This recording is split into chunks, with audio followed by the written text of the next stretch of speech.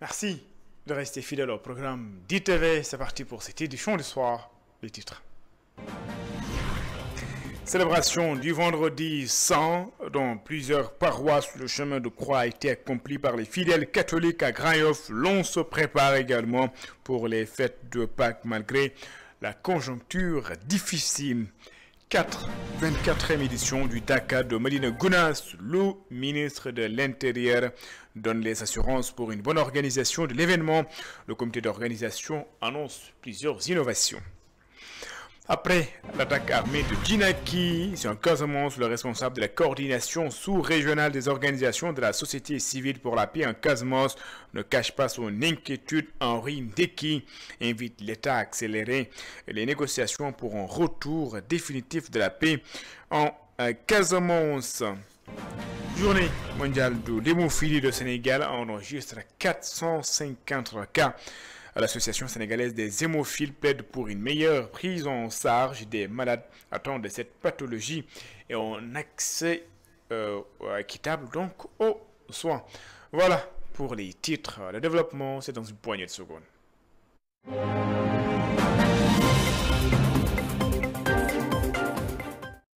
Bonsoir et bienvenue. La communauté catholique célèbre le vendredi saint, second jour du Triduum pascal. Le vendredi saint qui précède donc Pâques commémore la passion du Christ, les événements liés à sa mort, son arrestation et à sa flagellation. Je vous propose d'ailleurs de suivre les explications de Abbé Louis Paul Ndiaye. Il est vicaire à la paroisse Notre-Dame des Anges de Ouakam. Il est ici au micro de Nicolas Clémention. Aujourd'hui, nous célébrons le jour culminant de la passion de notre Sauveur et Seigneur Jésus-Christ, le vendredi saint. Et dans toutes les églises du monde entier, se tiendra le chemin de la croix à partir de 15 heures. Une heure qui nous rappelle la mort de Jésus en croix, avec ces paroles « Père, entre tes mains, je remets mon esprit ». Ce chemin de croix qui nous invite à partager les souffrances de notre Seigneur Jésus-Christ nous introduira dans cette vénération de cette même croix, salut de toute l'humanité. Et nous aurons la Sainte Communion, où nous allons nous nourrir du corps et du sang de notre Seigneur Jésus-Christ. Pour vous rappeler, bien-aimés en Christ, que nous sommes tous invités à entrer dans le silence de Dieu, dans ce cœur à cœur et dans cette intimité avec notre Seigneur. Ce n'est pas le moment de longs discours. Tout se comprend au regard et au silence, car c'est le cœur qui constitue le centre de la sensibilité. Et à ce jour, nous pouvons considérer la figure de Marie, debout au pied de la croix, comme un don qui nous vient de la croix du Christ, le don d'une mère qu'elle est pour l'humanité, suite à la rédemption opérée par son Fils. Puissions-nous parvenir, après tant d'efforts, après tant de sacrifices, à la gloire de la résurrection. Et puis, célébration de la fête de Pâques à Grand-Yoff. Les fidèles sont en plan dans les préparatifs malgré le contexte difficile. Les fidèles catholiques comptent bien perpétuer la tradition, surtout avec la distribution du ngala à la communauté musulmane. C'est un sujet de ce débat El Moussadia. Trouvée en train de préparer du ngala, Madame Diouf, habitante de Grand-Yoff, se prépare avec impatience à célébrer la fête de Pâques malgré des conditions de vie difficiles. Après le jour de fête de Pâques, on prépare le repas. Le repas aussi, c'est à partager. Tout est cher parce qu'avant, c'était plus facile. Et maintenant, tout est cher. Oui, on a déjà acheté. Même son de cloche chez cette dame de la paroisse Saint-Paul de Grand-Yoff. Elle invite les chrétiens à se contenter de ce qu'ils ont pour fêter Pâques. Oui, ça va, La vie est très difficile, mais on n'a pas le choix. On fête ça pendant 3 jours. On va essayer de faire des prières pour la population sénégalaise et le monde entier. Et puis on souhaite à tout le monde une bonne fête. Même s'il s'inquiète du manque de clients, ce vendeur de porc au marché Bignona de Dakar compte bien se régaler avec ses enfants. Oui, quels que soient les contextes moraux, mais quand même, ils sont là. Ça fait normal, évidemment, parce qu'un père de famille doit préparer pour sa famille. Pour le moment, je ne peux pas dire que ce n'est pas le cas, parce que comme c'est le début de Pâques du nouveau régime, je ne peux pas dire que ce n'est pas le cas. À 48 heures de la fête de Pâques, les chrétiens se préparent activement, même si le coût de la vie est devenu très élevé depuis plusieurs semaines au Sénégal. Satou Diba, parlons toujours des préparatifs, mais cette fois-ci, il s'agit de la 84e édition du Dakar de Médina Gounass, prévue du 26 avril au 5 mai prochain. Le ministre de l'Intérieur invite les services de l'État à prendre toutes les dispositions pour une bonne organisation de l'événement. Le comité d'organisation annonce de son côté plusieurs innovations cette année. Aramfando. Lors de cette réunion nationale qui marque la dernière ligne droite des préparatifs de la Ziara annuelle du Dakar de Médina Gounass, le ministre de l'Intérieur et de la Sécurité publique a exhorté les différents services étatiques à veiller au respect des engagements pris pour le bon déroulement du Dakar de Médina Gounass. J'engage les services ici présents à respecter les engagements qu'ils ont pris devant nous tous afin d'assurer un déroulement vraiment optimal du Dakar. Je les engage à rester vigilants dans le processus de préparation du Dakar de Médina Gounass, aussi bien avant le Dakar que pendant le Dakar. J'engage naturellement le comité d'organisation, les services déconcentrés et toutes les parties prenantes à... Le comité d'organisation se dit satisfait de la prise en charge de leurs doléances. Nous, comité d'organisation, nous sommes satisfaits des engagements qui ont été pris. Et actuellement, à l'étape actuelle, presque l'ensemble des services concernés sont à pied d'œuvre. Il restait un peu les travaux de l'AGEROUTE. Et actuellement, lors de cette réunion, les engagements qui ont été pris nous rassurent. D'autant plus qu'ils disent que l'AGEROUTE sera sur place à partir de demain, s'il plaît au bon Dieu. Des innovations majeures ont été apportées cette année. Parmi les innovations majeures, on peut noter le fait que déjà, avant même de partir au niveau du site, nous avons les laissez-passer qui sont disponibles. Toutes ces années, on courait derrière pour ça. L'autre aspect, c'est par rapport aussi à la Sonatel qui ont mis au débit, ils sont en train de travailler. Et là, vraiment, et aussi nous, comité d'organisation, cette année, nous avons mis en place une plateforme pour l'enregistrement de tous les journalistes et une prise en charge optimale sera faite dans ce sens. La 84e édition du Dakar de Médina Gounass se déroulera du 26 avril au 5 mai prochain. Cet événement historique de retrait spirituel est d'une importance capitale pour les fidèles et pèlerins afin qu'ils puissent se rapprocher de Dieu. Ainsi, les acteurs ont lancé un appel solennel à la vigilance. Enfin, Daoud Touba également se prépare pour célébrer cette fois-ci le Magal de Serigne Abdoulahad Mbacké, troisième calife de Serigne Touba. Le préfet du département de Mbacké rassure le comité d'organisation. Khadim Anne assure que toutes les dispositions seront prises pour un bon déroulement de cet événement. Khadim Anne, il est le préfet de Mbacké. Il est ici au micro de Gorandaklo et de Maksek. Donc de la réunion d'évaluation des engagements qui ont été pris à l'occasion du CRD tenu à Diourbel, nous pouvons donc nous dire que nous sommes satisfaits, en tout cas par rapport à l'évolution des préparatifs du Magal de Serigne Abdoul Ahad Mbacké. De manière synthétique, nous pouvons dire que dans le domaine de la santé, 13 postes médicaux avancés seront installés au niveau de la ville sainte de Touba. Dans le domaine de l'hygiène, les opérations de traitement ont démarré depuis lundi.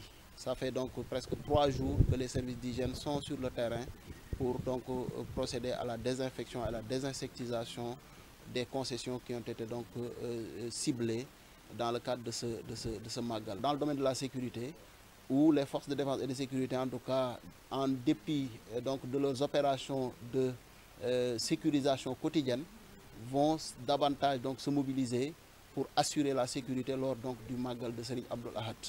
Déjà, je peux vous dire que donc les engagements, les assurances que nous avons reçues de la part des forces de défense et de sécurité, notamment la police, la gendarmerie et les sapeurs-pompiers, nous rassurent parce qu'il y aura quand même en tout cas un renforcement du dispositif qui a été déployé par rapport au Magal précédent, c'est-à-dire le Magal de l'année 2024. Globalement, donc, nous pouvons dire qu'après avoir échangé avec l'ensemble des chefs de sécurité services qui sont concernés, nous pouvons nous dire qu'en tout cas le Magal de Serigne Abdoul Ahad Mbacké édition 2025 se prépare donc dans de très bonnes conditions et que l'État donc respectera en tout cas ses engagements pris lors du CRD qui a été tenu à Diourbel. Je le disais en titre, après l'attaque de Djinaki par des éléments armés, le responsable de la coordination sous-régionale des organisations de la société civile pour la paix en Casamance s'inquiète de cette situation. Henri Ndeki invite les citoyens à cultiver la paix et demande à l'État d'accélérer les négociations pour un retour définitif de la paix en Casamance. Henri Ndeki est joint par Antoine Diouf. Le conflit en Casamance est une situation très compliquée, un conflit atypique. C'est une situation déplorable après presque 3 ans d'accalmie et avec un fondement d'espoir poussé vers une paix définitive. Mais que cela ne tienne, cela doit encore renforcer et motiver tous les citoyens et citoyennes sénégalais à travailler pour ce que la paix revienne définitivement en Casamance. Nous tous, toutes les couches confondues, toutes les régions, de loin ou de près, chacun doit apporter sa contribution. Et c'est lieu pour moi également de lancer l'appel aux différents acteurs, à savoir les différentes factions du MFDC et le gouvernement du Sénégal, de poursuivre les négociations ou d'entamer les négociations en fonction de chaque situation. Donc, nous avons besoin d'une paix, nous avons besoin d'une stabilité pour que toute action de développement puisse voir le lieu. Merci pour nous, c'est la paix est important pour la vie humaine. Donc nous tous citoyens confondus, travaillons à ce que la paix revienne définitivement en Casamance. Et nous voudrons que l'État du Sénégal puisse prêter une oreille attentive davantage à tous les acteurs pour voir quelles sont les solutions, quelles sont les mesures, arriver à amener toutes les factions à la table de négociation vers le dépôt des armes et la signature des accords de paix, comme ça a été le cas du 13 mai 2023 à Djakaï. Les entreprises établies dans la région de Saint-Louis ont contribué à hauteur de 17,98 milliards de francs CFA contre 10,646 milliards de francs CFA en 2022, donc 17,90 milliards en 2023 et 10,646 milliards en 2022. L'ITE, qui a d'ailleurs présenté le rapport de 2023, affirme que la contribution globale des deux entreprises BP Cosmos Énergie dans la région, donc au budget de l'État du Sénégal est de 15 milliards 45 897 000 francs, 15 milliards 45 millions 897 273 francs CFA. Tchadi Faye est le président de l'ITE. Nous l'écoutons. Le rapport de 2023 montre qu'une contribution globale du secteur dans le cadre de la région à hauteur de 17 milliards véritablement de francs CFA contre 10 milliards pour l'année 2022. Ce qui montre que au moins le secteur d'année en année continue à participer à l'effort de mobilisation des recettes au niveau national.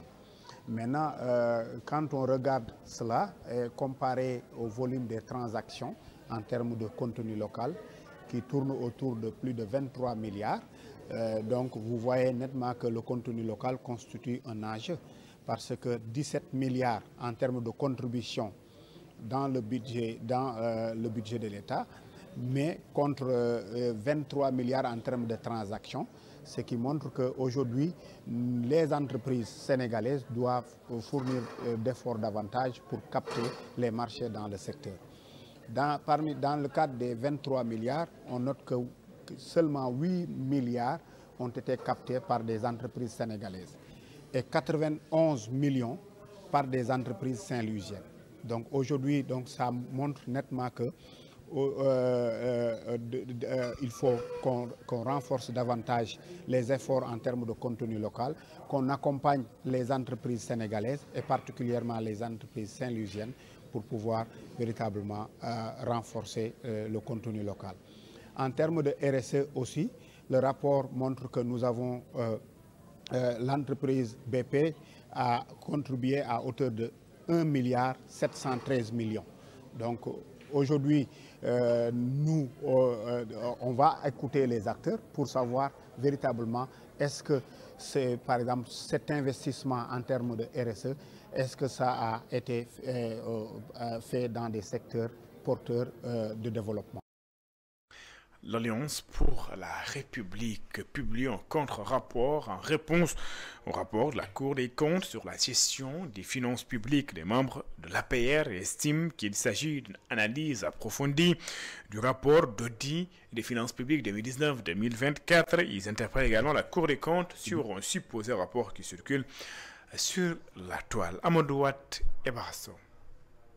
Le rapport de la Cour des comptes continue toujours de faire couler des salives sur la scène politique. Les membres de l'APR, l'Alliance pour la République, sont une nouvelle fois montés au créneau pour dénoncer le contenu du rapport publié le 12 février 2025. Cette fois-ci, avec la publication d'un contre-rapport. Selon eux, ce document publié par la Cour des comptes serait fallacieux.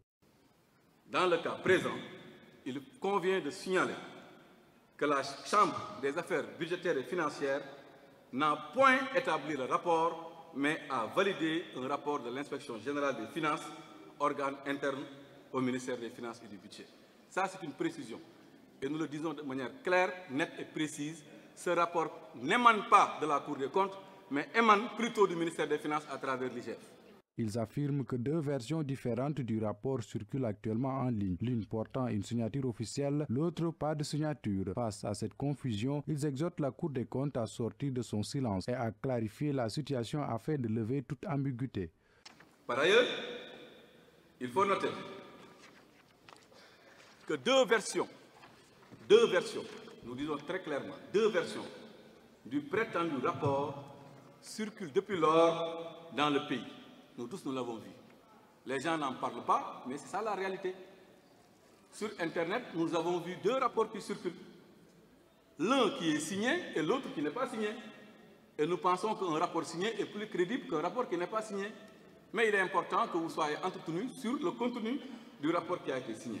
L'APR dénonce également ce qu'elle considère comme une instrumentalisation politique de la Haute Cour de justice. Selon l'Alliance pour la République, cette institution serait utilisée comme un outil de pression pour affaiblir Macky Sall et ses proches.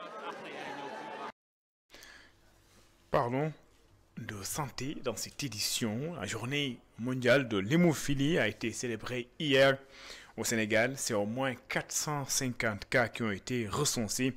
L'Association sénégalaise des hémophiles sensibilise sur la maladie et les difficultés d'accès aux soins, surtout aux femmes.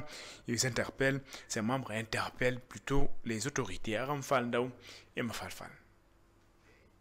Accès pour tous, les femmes et les filles saignent aussi. Ce thème choisi pour l'édition 2025 de la Journée mondiale de l'hémophilie vise à informer et à sensibiliser sur l'implication des filles et des femmes atteintes de cette maladie dans la prise en charge de leur traitement. Avant, on disait que les femmes transmettent la maladie et ce sont les hommes qui l'expriment. Mais ça a changé parce que de tout le temps, on savait qu'il y a des femmes qui saignent. Et on l'a toujours dit, mais les femmes n'ont jamais été prises en compte dans le traitement et dans les programmes pour l'hémophilie. Mais actuellement, nous avons, même nous au Sénégal, il y a deux femmes qui sont dans notre association, qui sont reconnues comme hémophiles. Donc nous, on n'a pas attendu cette année pour savoir qu'on doit prendre ces femmes-là en charge. L'accès au traitement de cette pathologie est très difficile en raison du coût élevé des médicaments à l'échelle internationale. L'État du Sénégal est appelé à augmenter la dotation. L'hémophilie est une maladie qui était considérée comme rare, mais aujourd'hui on voit de plus en plus de cas. Mais il y a une limite, une véritable contrainte qui est l'accès au traitement, parce que les médicaments sont toujours dispendieux, parce que une boîte de traitement peut coûter jusqu'à 3 000 et quelques euros. Vous imaginez que ce n'est pas à portée de nos bourses. Et c'est pourquoi nous, au niveau de la Fédération mondiale, nous travaillons d'arrache-pied avec certains partenaires pour pouvoir mettre à disposition ces médicaments pour 75 pays à travers le monde. Et la majeure partie de ces pays se trouvent en Afrique, surtout en Afrique subsaharienne. Des mécanismes innovants de financement des médicaments seront explorés pour faciliter l'accès au financement, assure Dr Anne, représentant du ministère de la Santé et de l'Action sociale. Que la politique du ministère de la Santé, c'est faire en sorte que les soins soient accessibles aux populations, que ce soit seulement pas Dakar qui prenne en charge les pathologies, mais qu'à Dakar, qu'à Ziguinchor, qu'à Saint-Louis, dans toutes les régions, qu'on puisse accéder à des soins de qualité. Explorer des mécanismes innovants de financement Tout à l'heure, on a parlé de l'accès aux médicaments. Nous travaillons dans le cadre de la CEC. Nous travaillons dans d'autres initiatives pour faire en sorte que les facteurs soient disponibles. C'est un sacerdoce, mais aussi c'est une priorité pour le ministère de la Santé de faire en sorte de pouvoir accompagner la fédération pour que les médicaments soient une réalité au bénéfice des patients. 450 patients souffrant d'hémophilie sont répertoriés au niveau du Centre national de transfusion sanguine. Méconnus par de nombreux citoyens, les troubles de la coagulation sanguine peuvent également toucher les femmes. L'Association sénégalaise des hémophilies milite pour un accès équitable aux soins et aux traitements. L'arrondissement de Niassia a bénéficié d'une importante dotation en matériaux de construction dans le cadre de la phase 1 du programme d'urgence de modernisation des axes frontaliers. Donc, Puma en Casamance, cette initiative s'inscrit également dans le cadre du plan spécial 2024-2025 pour la réinsertion des déplacés de retour prévu dans le plan Diomaye pour la Casamance. Hassan Ba et Daouda Samba. Dans le cadre du plan Diomaye pour la Casamance, les populations retournées dans l'arrondissement de Niassia en sont à leur troisième dotation, après les dotations du ministère de la Microfinance et de l'économie solidaire, qui avait fourni du matériel de maraîchage et des tricycles, puis l'intervention de la délégation générale à la protection sociale, qui avait procédé à des transferts monétaires au profit de 83 bénéficiaires. C'est désormais le Puma qui a octroyé des matériaux de construction à ses chefs de ménage. Il s'agit de 5 chefs de ménage au niveau de Mahmouda, de 5 chefs de ménage au niveau de Badem et de 5 chefs de ménage au niveau de Kassou Sénégal. Ces chefs de ménage vont recevoir au total 32 tonnes de ciment, 2400 tôles de rognier, 32 portes, 960 lattes de rognier et 368 kg de clous. Répartis par bénéficiaire, chaque bénéficiaire va recevoir 2 tonnes de ciment, va recevoir 60 lattes de rognier, 150 feuilles de zinc, 2 portes et 23 kg de clous.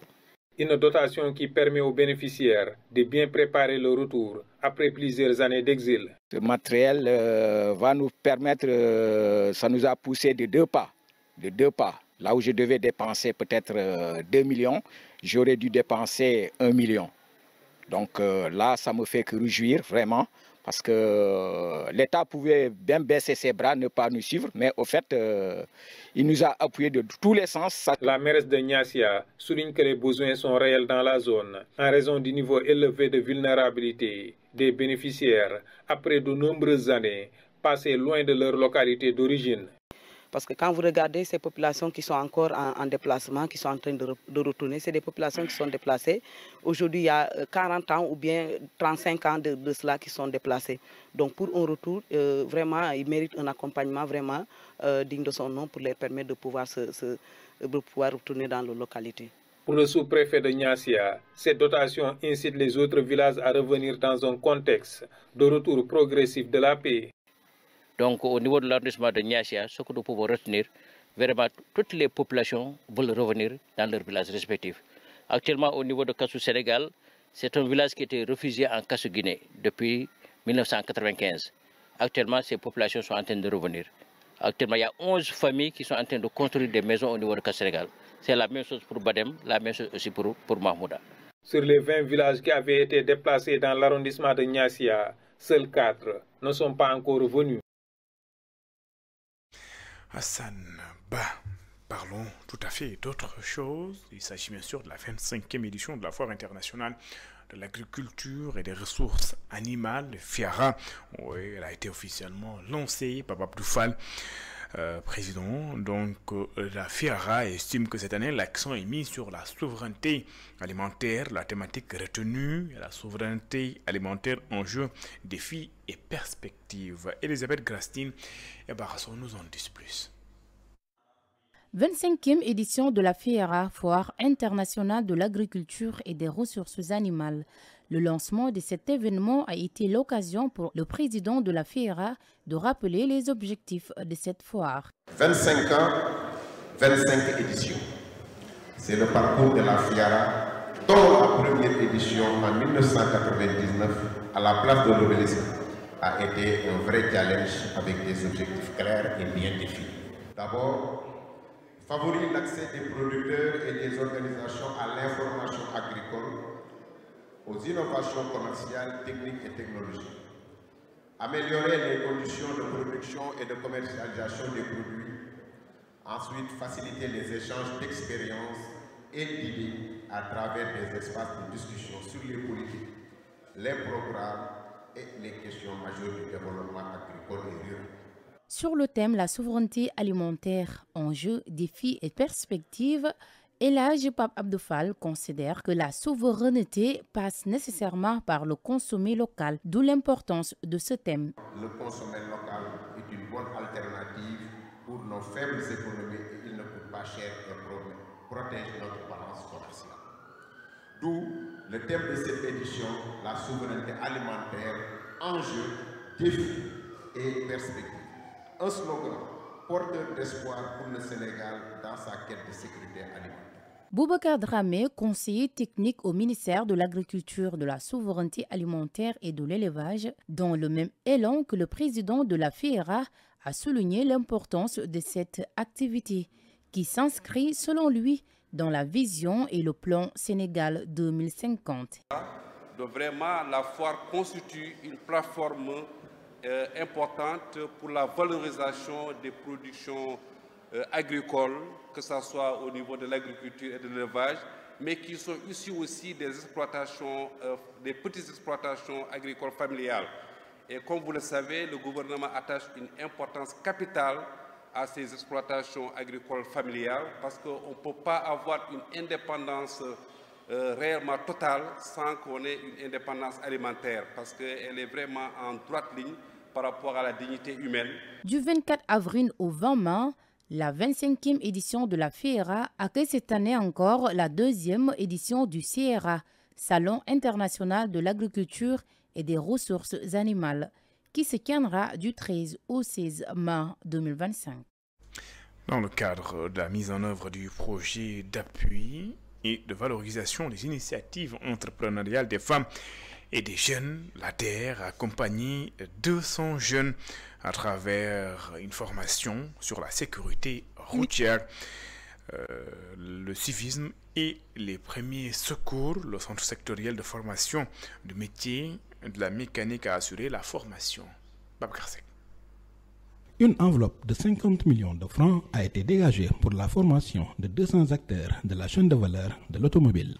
Des mécaniciens, des chauffeurs, des professionnels de terrain, pour ne pas dire des tchak-tchak, qui interviennent chaque jour dans nos villes et sur nos routes. Nous célébrons aujourd'hui ces 200 récipiendaires formés en prévention routière, civisme, pour apporter les premiers secours et qui seront prochainement équipés de kits de sécurité.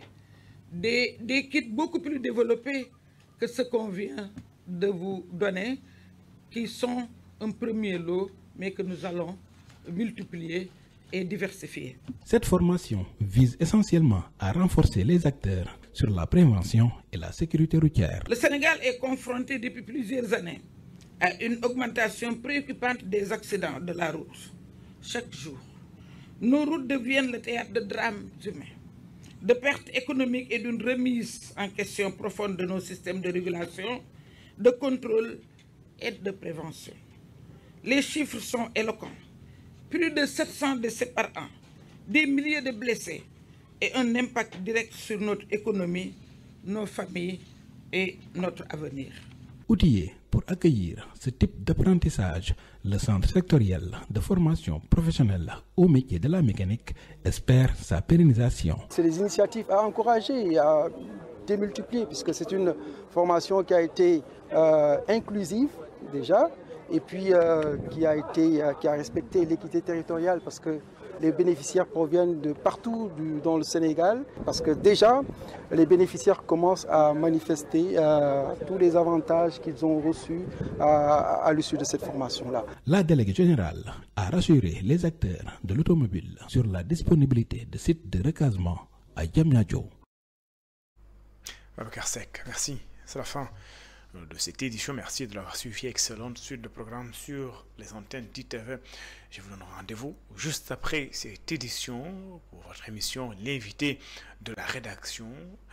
Je reçois ce soir Ousmane 6 députés à l'Assemblée nationale et également membre du parti PASTEF. Il est responsable communal ou coordinateur communal PASTEF Darou Khoudou, c'est dans le département de Tivaouane.